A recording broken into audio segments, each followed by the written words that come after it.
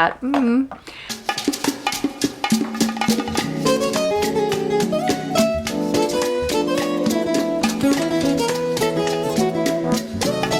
get this stuff done.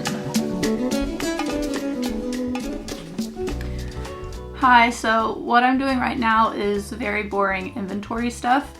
I'm gonna be in a pop-up shop this winter, like for the holiday season, and so I have to go through inventory and decide what I'm gonna send to them, and I have to input all of that into their system. So what I'm doing on my end, just to make sure that I keep everything organized and straight, like make sure I'm not sending more inventory than I have, or make sure that my inventory on my end of the website is going to be good to go since I'm removing inventory to take to them.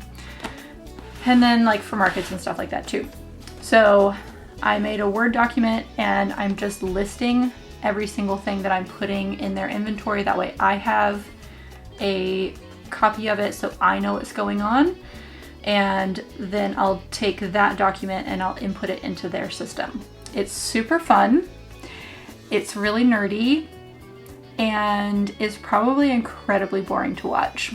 So I'm probably not going to show you too much of it, like maybe just a little bit, but that's why you've just got piles of stuff right now. Some of the things I don't need to make piles of, but with the plaster casts in particular, they were already a little bit disorganized from the last few markets that I did where I brought these. And so I just wanted to go through and make sure everything was squared away. So that's why it looks a bit of a mess. And I'm actually almost done. And they want to do SKU numbers. Honestly, I'm not really sure what an SKU number is or a SKU number, but it's some sort of organizational numerical system that most retailers use. I don't use it in my shop. Maybe I should, but I don't. It's a little intimidating, so I'm coming up with a very simple SKU number system for them because they want that for their system as well. So that's what we're doing. And yeah, I'm just gonna plug along and y'all can watch if you want.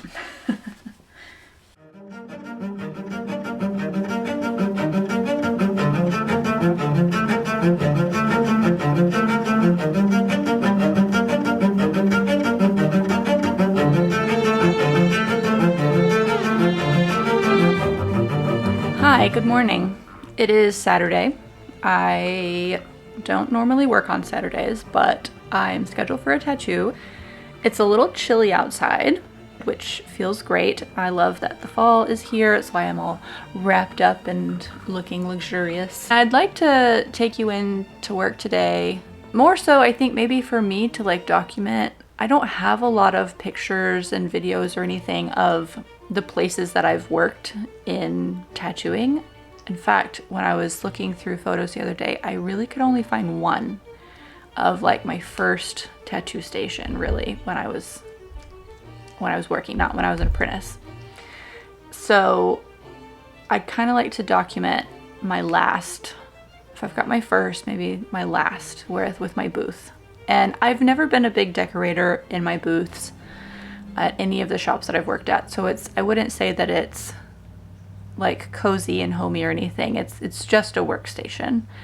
And the most decorating I've done is I've put up some photos of clients that I took back in 2020 and because I started taking Polaroids of them and then quickly stopped just because I got out of the habit.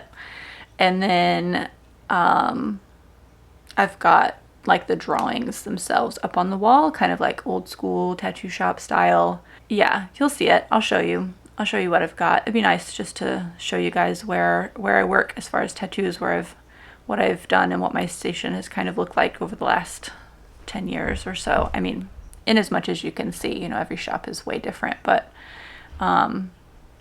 so yeah, that's all. I don't know why I'm talking so much. I'm gonna go eat breakfast now and then get ready and then go to work. Mochi says hi. Hello, say hi. Can you say hi to the camera? No, you don't know that it's there, do you? It's in your way, huh? Yeah? All right, bye.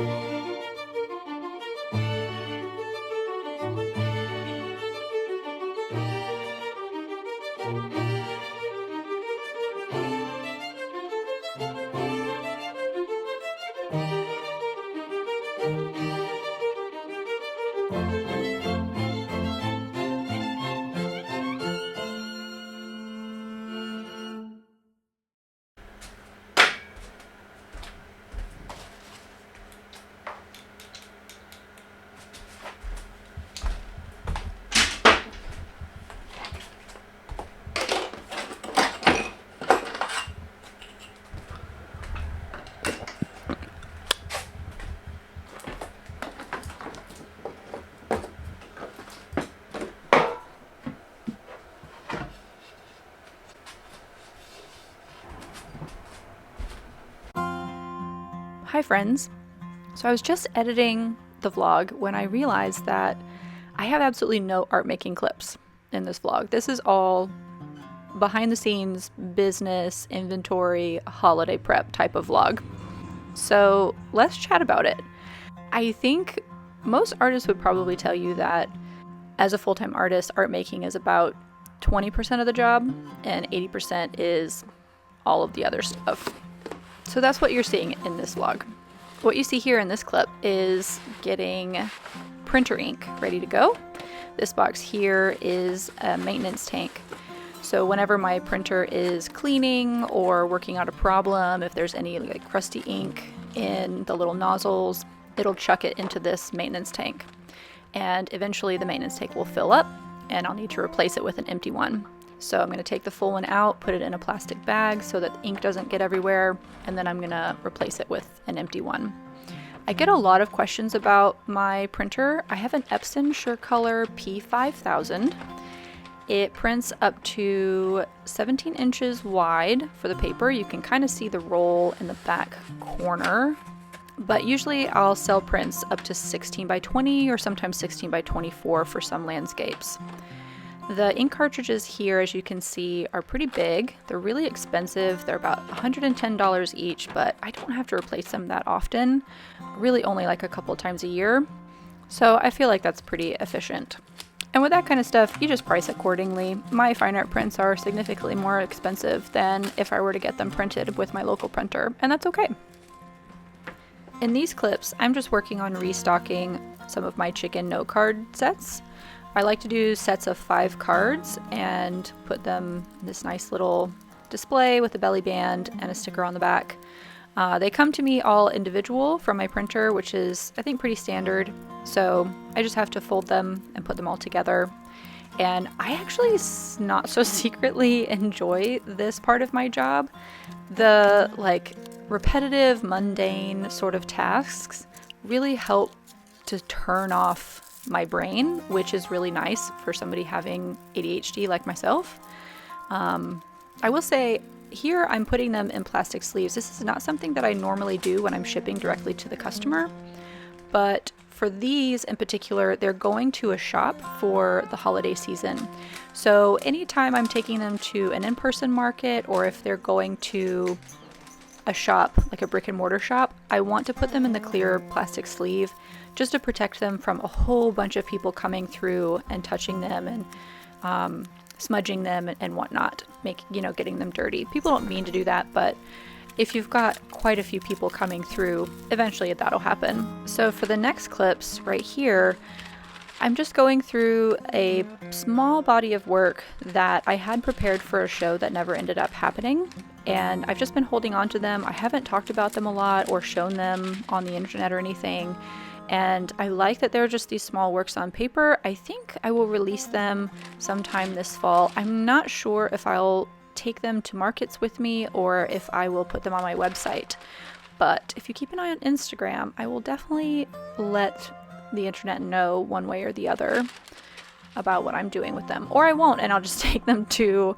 in-person markets and completely forget to post about them, which is something I'm really bad at and I need to work on. So I really like these pieces though. They were really fun to make, and I like to make more of them.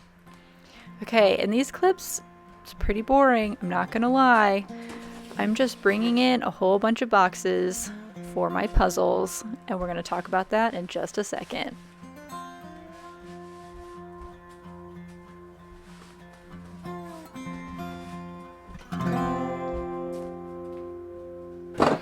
Hi! Puzzles just came in. I'm so excited. Let's unbox them together. Oh my god. Okay, I think this is all, oh, Falls Park. It's a little bit of everything, isn't it? Falls Park and Ren and Jasmine. Okay. Oh my god, these are so cool. There's Falls Park. Got the image on one side, QR code and stuff on the other side. Come on. And then just info on that side. Wow, how cool is this? They look so good. Everything's crisp, everything looks nice. Okay, I'm learning. I'm like, okay, I'm looking at the very like fine details, like whether or not it's perfectly square on the top, which it's not, how it folds. I imagine that's really difficult in production, and I had a feeling, yeah, this one's a little bit off, but you know, that's okay. I had a feeling when I was designing these that that stuff was gonna happen, because they're like printed and then folded over this box. And I imagine it's really difficult to get things just so, like you can see here, you can see like it's thinner up here, that line, than up here, and like it's not perfectly positioned. And then you can also see it in particular here. There we go. You see how it's like really tight up here and then there's a gap down here. So it's stuff like that. Like I had a feeling that that might happen. So it kind of, does it make it look handmade? Maybe. I don't know. And I don't know like how, I definitely want to take the ones that aren't so good with me. I like to take those kinds of things with me to markets. That way people can see and they can decide if they are cool with things being like a little bit off design wise. And I always mention it to people in person. But then like this one looks pretty much perfect. It is a little bit high on either side, but it's like mostly perfect. So that's just going to happen. Some of them are going to be a little bit wonky. I think that's normal just in production in general. That's why a lot of people will do like second sales and that kind of thing for this kind of stuff. So I'm really happy with these. These are incredible. I like that I was able to support a smaller company. They're out of Portland. I used Portland Puzzle Company. If anybody is trying to make their own puzzles, check out Portland Puzzle Company. I'm really happy with these. These are so exciting. I really want to open one up. I need to open one of each actually, so that I can start assembling some of them and take pictures for like product photos. I also, let's find Dreaming of Spring. That one's in here too. These are so cool. I'm not gonna keep it to myself.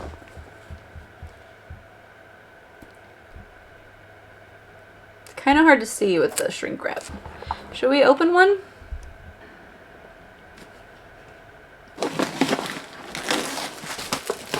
That way you don't have to see it through the shrink wrapping, right?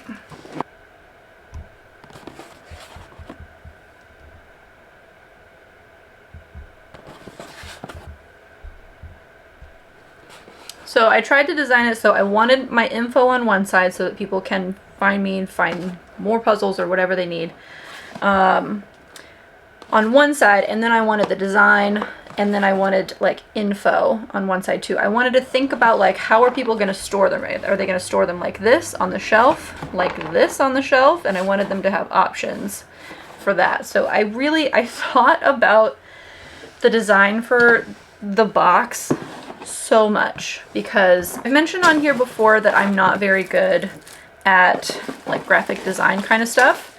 It takes me a long time. I'm not very proficient at it. It hurts my brain and it's just not really my forte. So I thought through the design on these quite a lot. I took my time. I wanted them to be really, really nice, really lovely.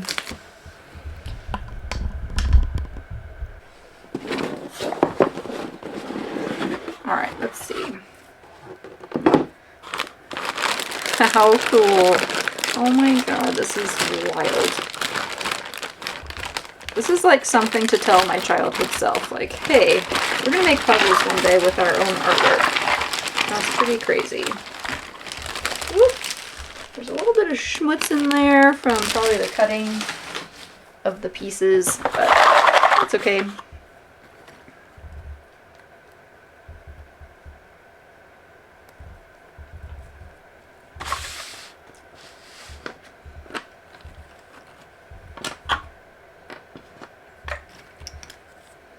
What's your puzzle method? Do you start with the edges? I usually try to start with the edges. I feel like that's most people's method, is to start with the edges. Wow, these are going to be difficult puzzles. Okay. I just have to say, like, look at that one. Look at that. There's probably several in there like this. There's just nothing on it. It's just blank. Completely blank. What have I done? Oh my God. I'm a monster, I tell you. There's another one, completely blank.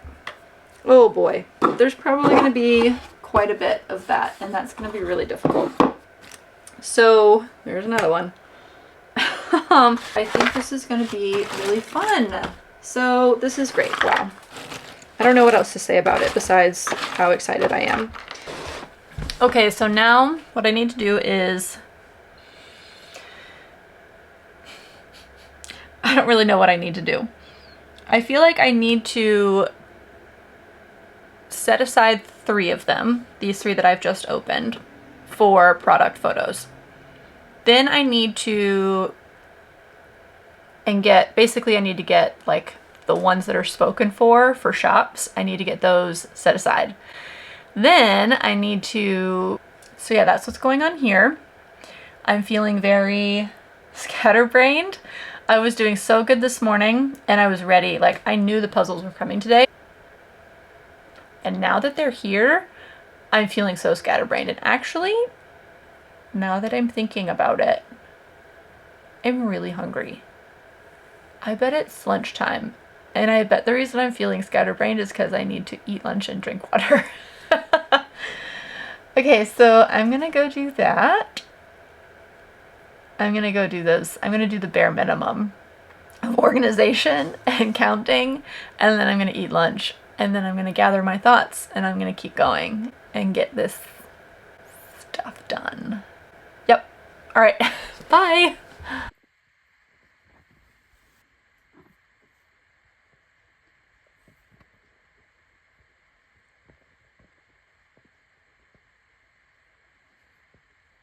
Hanging out? Yeah. Just hanging out, hopefully.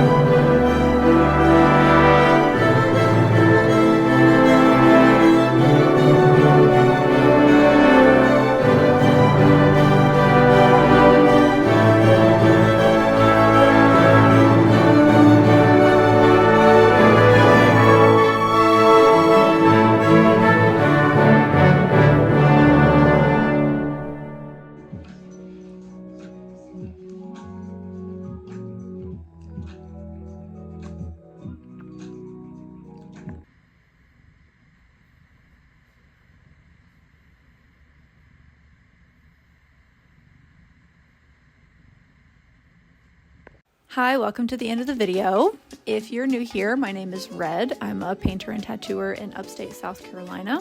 I cannot say that I'm a tattooer for that much longer. I'm retiring from tattooing at the end of this year, and then after that I'll just be focusing on painting. But until then, I'm going to call myself a tattooer. So, tattooer and painter for now. I live on a small hobby farm and have a bunch of critters and take care of them. Have ADHD, something fierce, and I love my job. If you're new here, thank you so much for clicking on the video. Don't forget to like it and subscribe. Leave a comment if you want to chat about something. Let me know what you're up to today, that kind of thing. Always like those kinds of comments. And whether you're new or if you've been around for a while, I just wanted to say a huge thank you for just being here, being in this space, supporting my work. Thank you for enjoying my work. That really honestly means a lot as an artist. And yeah, I feel like this YouTube space has become something really special and I really enjoy it. I really enjoy making videos and sharing all of the different aspects of my job in more detail than I do typically on Instagram. So it's really cool, and it's really cool of you to be here. So yeah, like the video, subscribe, stick around for a little while, hang out with us. I'm trying to think what else. Puzzles are new. I'll link those in the description. Paper tote bags are new. I'll link those in the description as well. I don't think I talked about those at all in this video, but if you saw my recent video, you probably saw those. And I've got a clip coming up in the next studio vlog of what it feels like after you've put it through the washing machine, which is, I'm surprised and I'm pretty stoked about it. So more to come, but yeah, have a great day. Have a great week. Enjoy the fall. If you're watching this during the fall, which is when I'm recording it, it's pretty lovely outside these days. All right, I'll talk to y'all next time. Bye.